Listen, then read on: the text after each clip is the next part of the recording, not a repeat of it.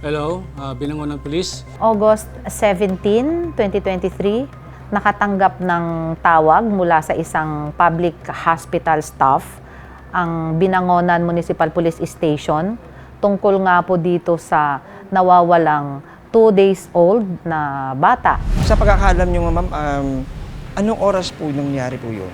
Nung una pong dumating po itong nagpakilala pong nurse sa inyo. Bali, ano yun sir nangyari yun ng 1:30. Pumunta po siya sa ward namin. Excuse me po. Yun kung pagpunta po niya doon po sa kay baby, mayroon pa kayo napansin na parang medyo kakaiba?